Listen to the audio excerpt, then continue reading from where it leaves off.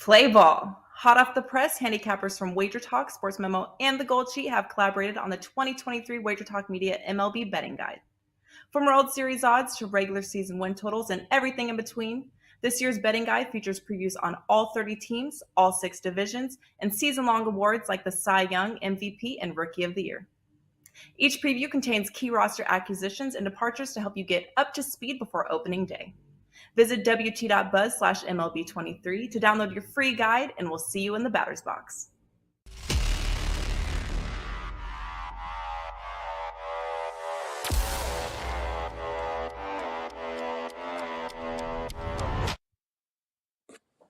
Welcome to the NBA Triple Double Show, powered by SportsMemo. I'm your host, Ronald Cabang, also known as UCapper on SportsMemo.com. At UCapper Sports on Twitter, I'll be joined by Moneyline Matt here to break down the 2 NBA playoff games that are happening today. But before we get into those games, I do want to talk about what we got going on over at SportsMemo.com. It is $9 Monday. All picks and packages on the site are just $9 from your favorite SportsMemo handicapper. We got a ton of stuff up already, NBA, MLB, NHL, some soccer as well that I've seen on the site.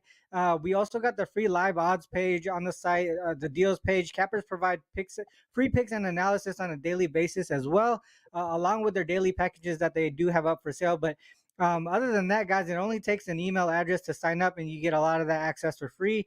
Also, please make sure you hit the like and subscribe button before you go. It only takes a couple clicks and it helps our show grow tremendously. With that said, let's get Matt up here with me. What is up, Matt? You got a new background. I just noticed that you got a new background in the back there. How's everything going, Matt? I think I heard the NBA playoffs have been treating you well, especially this weekend. Yeah. Yeah, man, and I'm back in the Wager Talk office, so that's why you see the background behind me right now. But yeah, it was another great weekend. Went 5-1. Actually, the only play that I lost on was the Cavaliers' money line yesterday. And looking back, I'm honestly not sure why I took that. That Cavs bench absolutely sucks. I'm kind of done with the Cavs. I think the Knicks are going to secure this series. I think the Cavs will take the next game, but then after that, the Knicks will take it in 6, in my personal opinion. But all in all, another great weekend. We closed out a 5-unit play with the Sixers series spread. And honestly, looking back, I wish I would have taken more series spreads. I think me and you both had a very good grasp on how a lot of these series were going to go. You know, like the Los Angeles Lakers, they were an underdog coming in. The Knicks, another underdog coming in. Even the Sacramento Kings, you could have got 2.5 games with them. And you're able to parlay a lot of these too, so you can get some pretty good odds. And looking back, I definitely wish I would have attacked it maybe just a little bit harder, but round 2 is going to be coming up. Me and you are going to be back on it like always. So ready to break it down once again, as always. Yeah, I think for me, the NBA has been pretty strong here, especially in the postseason. Up 20 over 22 units right now in the playoffs alone. So hopefully we just continue doing that. I think we're reading the board pretty well. And now that the NBA has meaningful basketball, we can kind of take the numbers and situational spots a little bit more seriously than the regular season. But with that said, let's get into this first game here. We got the Bucks and the Heat. Man, the Heat lead the series 2-1 here. It's been pretty much a zigzag series since game 1. Giannis has missed the last 2 games, but they did before like this morning, they did announce that Giannis is available to play. Barring any setbacks, he should be in the lineup tonight. Two in a row here means that I feel like, I don't know, game 2, obviously I took the Bucks game 2. They ended up winning game 3.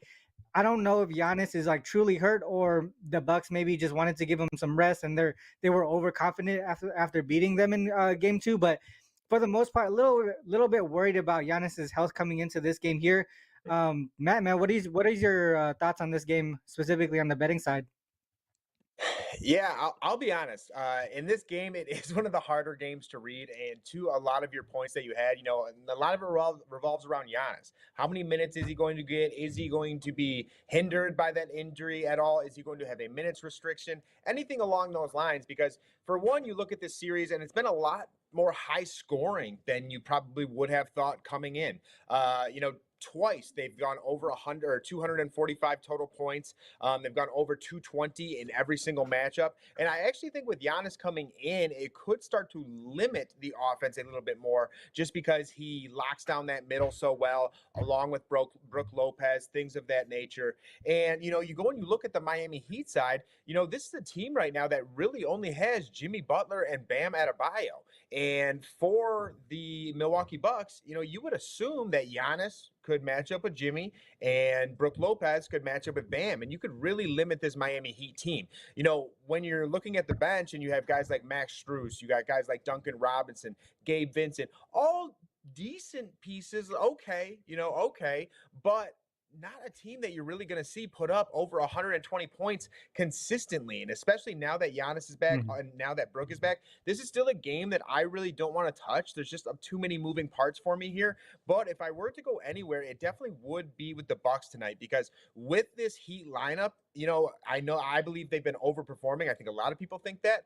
And I do think they're going to have one of those games where they score 95 points, 100 points, something along those lines, because they just don't have that offense that can consistently put out that type of numbers, that type of output. And if Jimmy Butler has an off game, I just don't think they have the surrounding cast to come in and get it done. So for me, once again, I would be with the Milwaukee Bucks. I lean the Bucks here. Probably won't be an official play for me, but one that might be an official play is the Giannis rebounds. Once again, it's at 10.5 rebounds, which is a lower number. I expect this game to be slower, some more shots to be missed than in 1, 2, or 3. So because of that, I think Giannis does have a good opportunity. It is one of those plays that it does have a slight bit of risk to it, just because there's a question mark next to Giannis and his minutes. But Ron, to your point, I think what you said about just being overly cautious, thinking they could just go out and handle the Heat without Giannis, I personally think that's why Giannis sat. They want to give him an extra day, just a little more rest. Now he comes into game 4, probably a little bit better off here. And I think we'll see at least 32 minutes from him. So I think if he gets 32 minutes, he can get 11 rebounds tonight. So that's actually where I'm going to be looking in this spot. Gotcha. Yeah, that makes some sense here. I mean, and obviously Giannis is the most important part of capping this game here. One thing I did look at was how the Bucks do in the first game back after Giannis misses at least one game, and so this goes back to like 2017, dude. 36 and 20 straight up, but just 25, 30 and 1 against the spread. Also 33, 21 and 2 to the over. So it looks like this is a situational spot where you think that the Bucks should be able to win this game and maybe get over their team total for the most part. But if we look at it, from a playoff specifically, from a playoff angle specifically, first game back off missing at least one game in the playoffs, definitely a smaller sample size. But the Bucks are 4-3 straight up, just 2-5 against the spread, and 4-3 to the under. So a little bit, as far as the total goes, it's on the opposite end. The thing that makes this game specifically different, though, this is the first time in the playoffs where they're behind with Giannis coming back from missing a game. So motivationally, it should be on the Bucks side to get it done, right? I feel like the Bucks went into game 3 feeling a little bit confident after beating the Heat easily in game 2 without Giannis. Now Giannis is back, and you touched on how he impacts the game on the defensive side of the ball. I looked at the Bucks specifically this season on the road with and without Giannis, and their defensive rating is 3 points better with him in the lineup. So that's a pretty significant gap if you add in the pace of play and things like that. I expect a letdown offensively from the Heat side after shooting pretty much lights out in game 3. The Heat were consistently bottom 10 in the league throughout the season when it came to offensive efficiency. And that includes the second half when they were actually scoring a little bit more. And you take away Tyler Herro, I just don't see them consistently. Like you said, I can't see them consistently hitting at this type of rate offensively. I think the Bucks get it done here. I think both sides of the ball as well. On the offensive side and the defensive side of the ball, I think they're going to show up. Bucks, I would say Bucks win and cover. I think it's possible the Bucks go over their team total and the Heat go under their team total, to be honest. That's the way that I see this going.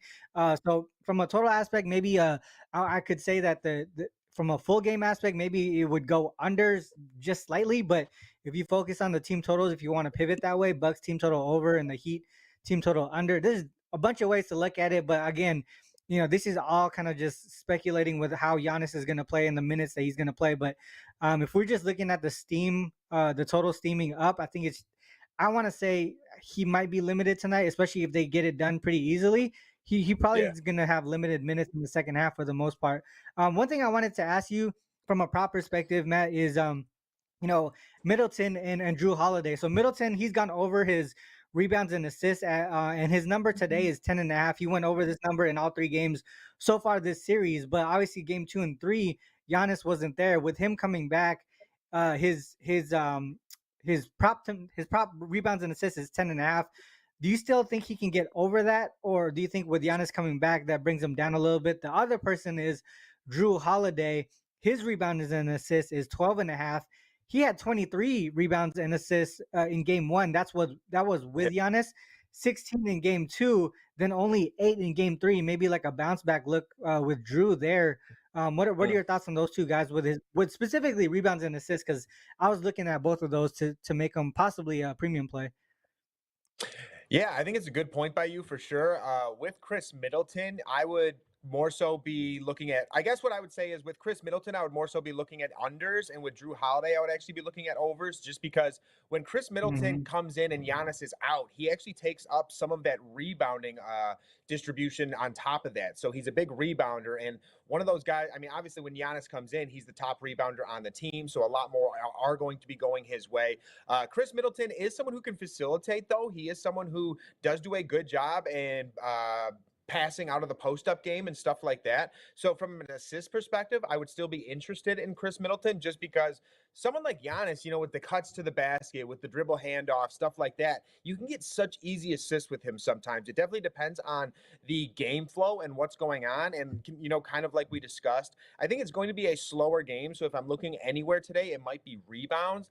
Just because, you're talking about the Miami Heat team total under. I think that's a great look as well. When you said that kind of hit close to home with me. And, because I do think this is going to be a Heat team that underperforms today. I think they've overperformed to this point in the series. And as for Drew Holiday, again, you mentioned it, the bounce back. I love playing bounce back spots.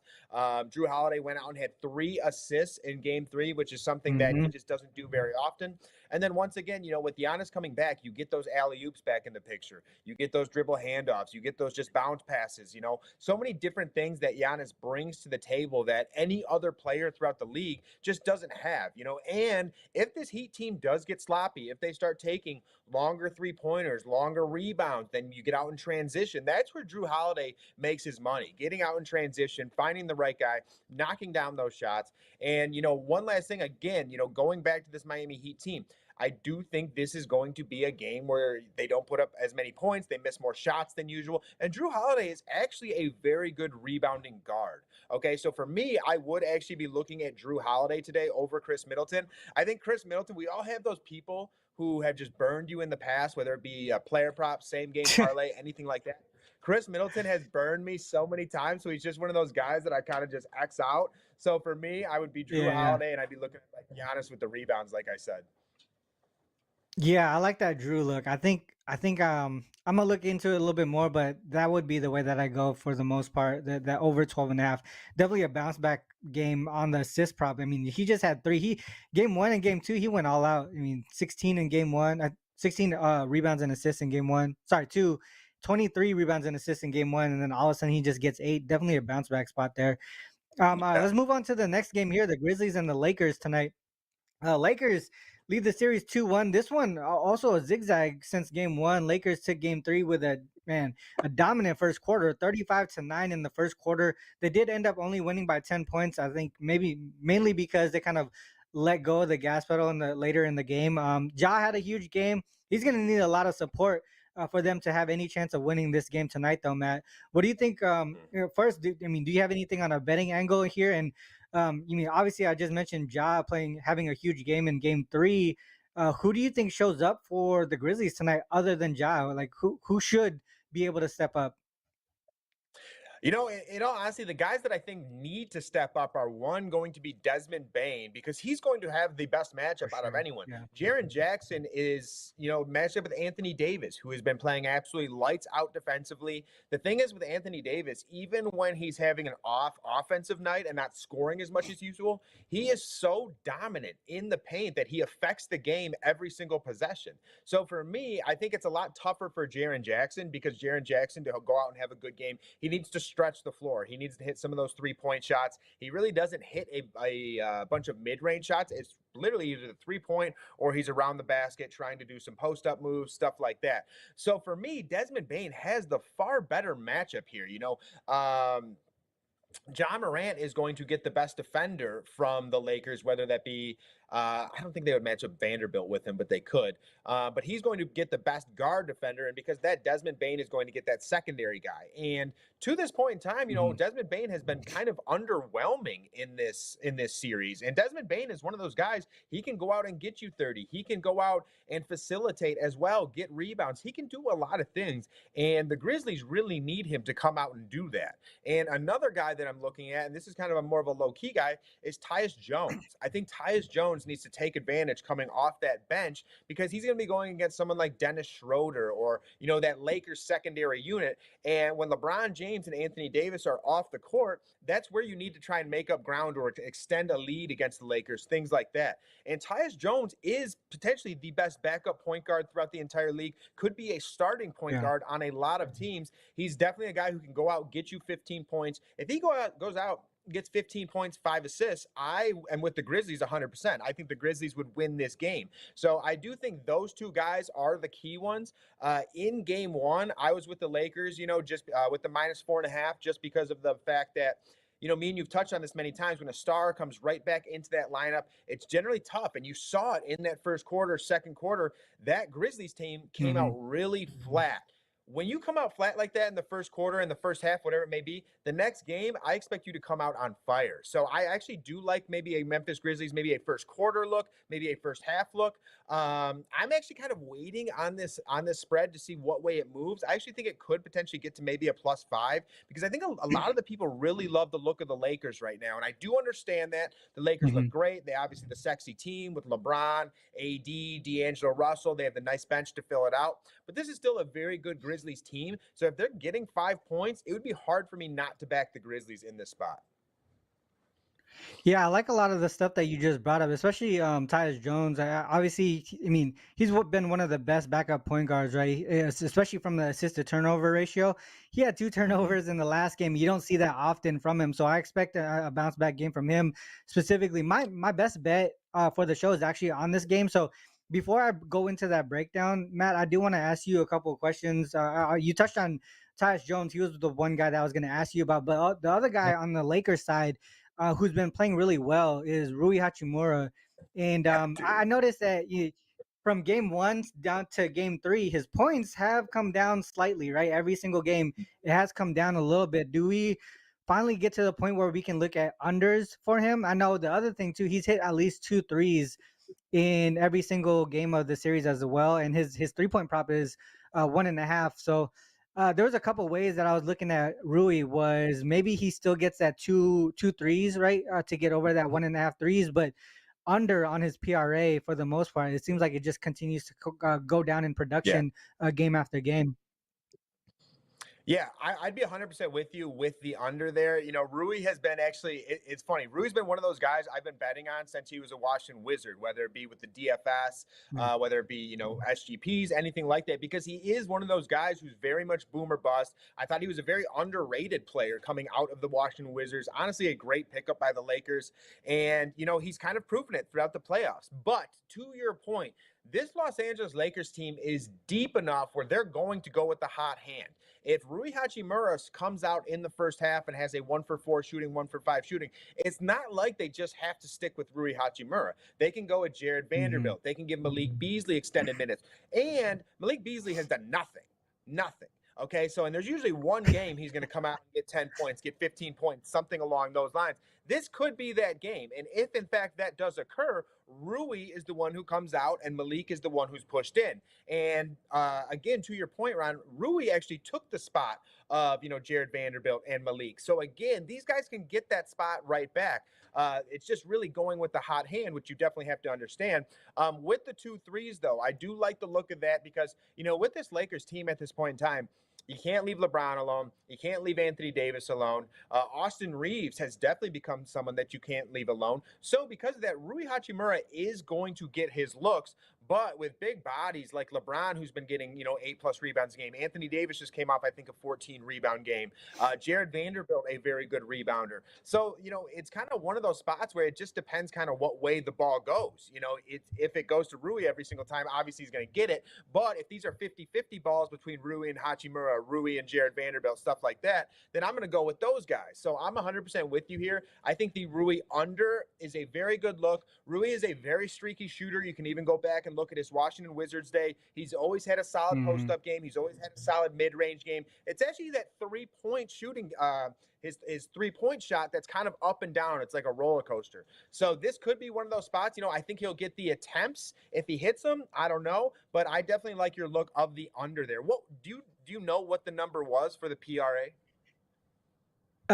Last time I saw it was 19.5. That's what I saw. Okay. This morning. Yeah. Yeah. All right. Well, with that said, man, my best bet, like I said, is on this game for the show. The best bet for the show is on this game. So I'll just get straight into that one. It is the team total of the Lakers under. These two teams have faced each other 6 times this season now.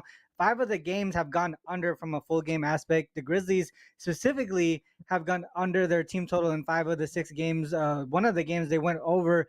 They went over by a single point, but I'm focusing more so on the Lakers side here, specifically just because of the situational spot here, right? They're down on the series as being the second or third seed, the better seed in the series. And historically, I looked at that, but from just a numbers aspect, bettors are automatically running to the over because of pace of play, but these teams match up well defensively, and neither team were in the top 10 in offensive rating after the All-Star break either. So it's not like they're in good form offensively. The Grizzlies got the defensive player of the year.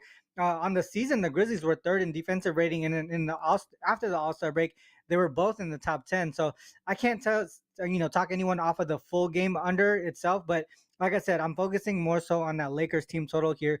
One thing that a lot of people are probably going to look at is the Grizzlies as road dogs. I think that trend's been shown on Twitter a lot lately. Right now, they're 0-16 as road dogs this season straight up, including 2-14 against the spread, right? But, obviously from a situational aspect, that doesn't look good for them.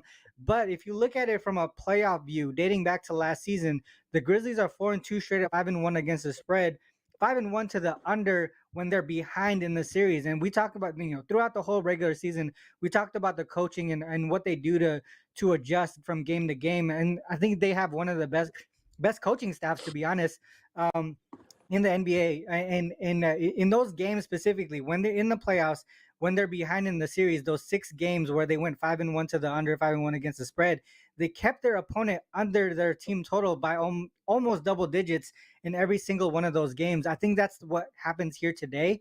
I think the Lakers team total under is probably the spot for me. Whether they win or not, I don't know, but I know that they're going to work on the defensive side of the ball to limit the Lakers to give them a chance to win. That would be my best bet for today's show. It is 113 at the current moment. If the spread keeps going up and the total keeps going up, if you want to wait, you could probably get another half point or so maybe on that. But I like that team total under 113. I think the last 4 or 5 matchups between the Grizzlies and the Lakers, they've only gone over that number once, and that was game 1 of the NBA of the series. Of the playoff series, and they had 5 days, 6 days of rest. So you would expect a little bit better offensive efficiency from both teams. So that would be the way that I go. Matt, what is your best bet for today's show, and what do you got going on the premium side as well? Yeah, guys, over at the premium side today, I am going to have a play on this game, the Lakers and the Grizzlies. That's going to be the spot that I'm looking at here. Not really loving the Heat and the Bucks once again. If I do play anything, like I said, it will be that Giannis rebounds. I think that is the spot that, if there's anything in this game, that has a little bit of value. But another spot that I found, or I feel like I found some value, is actually going to be with Anthony Davis today. And it's going to be Anthony Davis over 3.5 blocks at plus money. And, one of the reasons that I really do like this play, again, you guys have heard me talk about the absence of Steven Adams. You've heard me talk about the absence of Brandon Clark. And now this Memphis Grizzlies team has to run Xavier Tillman, who's actually been playing pretty good this series, and then Jaren Jackson Jr. at the center position.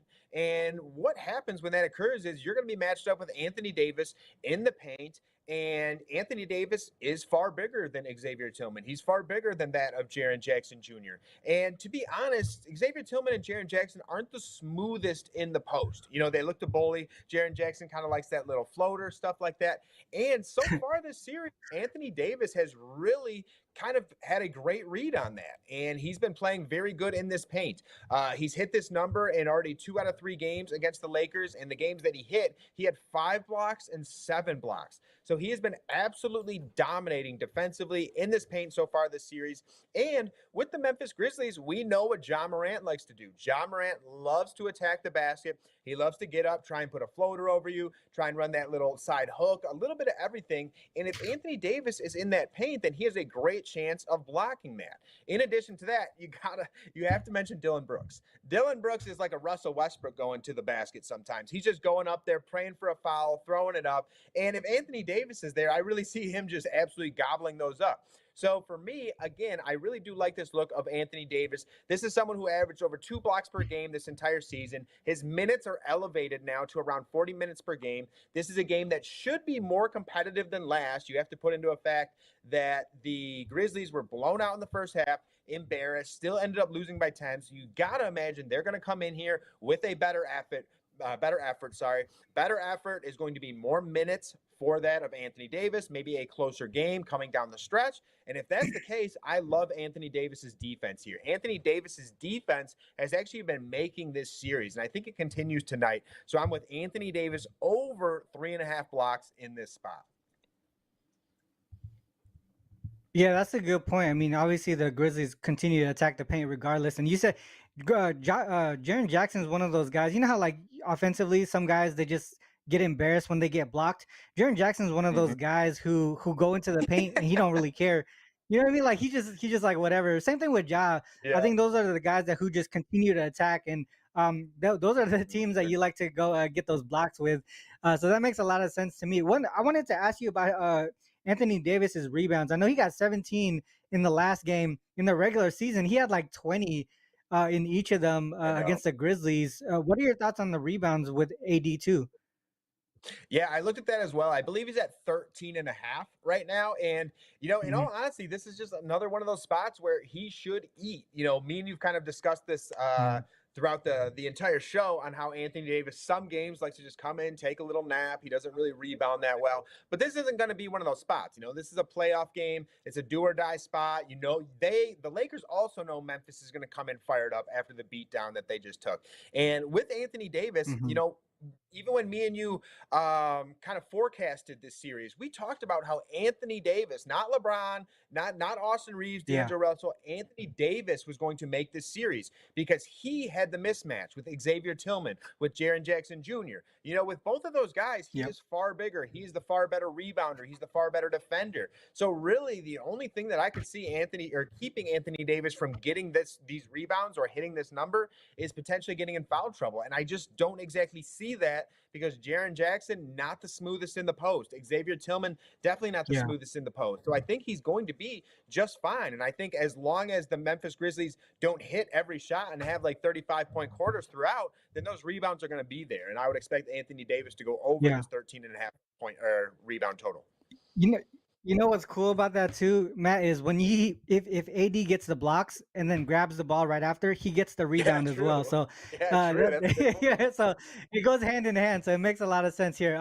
With that said, today was a good show. We only had 2 games, but we went through them pretty detailed, Matt. Any last words before we cut out here? I just want to make sure you get everything out before we go.